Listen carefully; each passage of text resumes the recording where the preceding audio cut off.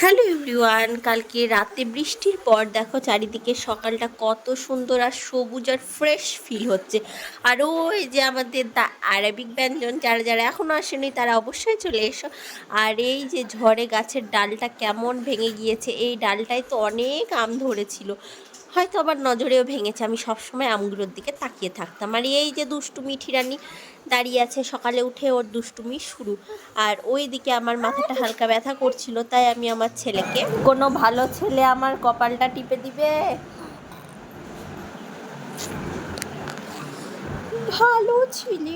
এরপর আমি গিয়েছিলাম ছাদে কয়েকটা ফুল তোলার জন্য, তুলসী পাতা নেওয়ার জন্য। আর এই যে সেই গাছটা যেটা মিঠি ছিঁড়ে পুরো নাড়া করে দিয়েছিল, গাছটা আবার সুন্দরভাবে ফুল দিয়েছে। আর আকাশটা দেখো, আজ সকাল থেকে অনেক মেঘলা, যখন তখন বৃষ্টি আসতে পারে। এরপর নিচে নেমে এসে দেখলাম বাবা বাজার করে দিয়ে গিয়েছে ফুলকপি, আলু, করলা, পটল, পেঁয়াজ আর যা যা লাগে আর কি। আর ওইদিকে আমার বোন ময়দা মাখছে, কারণ আমার মা আমাদেরকে বলেছে দুপুরবেলায় লুচি করে দিবে, তার সাথে আলুর তরকারি। বাবা এখানটায় মাছ দিয়ে গিয়েছিল, তো আমি সেটাই ধুচ্ছি। আচ্ছা, এটা কি মাছ? তুই যে মাছ খাস না। শোল মাছ? এটা শোল মাছ? আমি জানি না। তুই শোল মাছ খাস না? না। ও, তাহলে এটা কি শোল মাছ? জানি না, আমি তো গায়ে রং দেখে বললাম। আমি করে জানান কি এই মাছটার নাম জানি। আর আমি শুধু একটা মাছই চিনি, তাও সেটা আমি সেন্টে বলতে পারবো, সেটা হচ্ছে ইলিশ মাছ।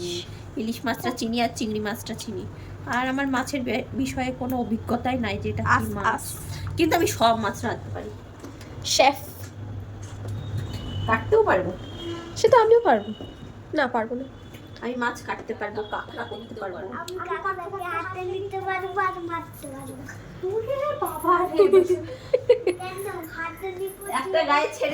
তো এখানটায় মাছ নিয়ে অনেকক্ষণ ধরে গবেষণা করার পর আমরা চলে যাব এবার পায়েসের দিকে। সামাই যাই হোক রান্না করেছি, আমার বহিন খেতে চাইছিল। এই মন, নিজা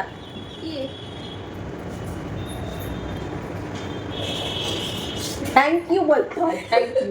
আমার পুত্র আমাকে বলে কেমন হয়েছে আজ রিভিউ? ভালো হয়েছে। ভালো, ইয়েস। একবার টেস্ট করি। আর একটু মিষ্টি দিলে বেশ ভালো লাগতো।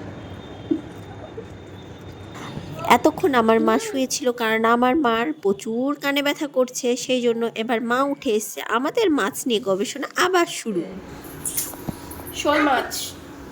বলা এটা শোল মাছ, এটা তো কাতল মাছ। এরপর বাবা চলে এসেছে দোকান থেকে, আসতে না আসতেই মিঠি রানী কোলে চেপে বসে রয়েছে। আর ওইদিকে মার আলুর চচ্চড়ি কমপ্লিট, আর লুচি ভাজাও হয়ে গিয়েছে।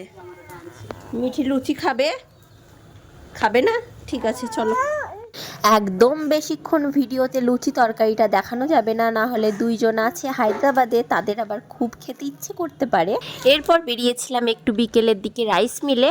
তো আজকের জন্য ভিডিওটা এখানেই শেষ করছি, দেখা হবে নেক্সট আরও একটা ভিডিওতে।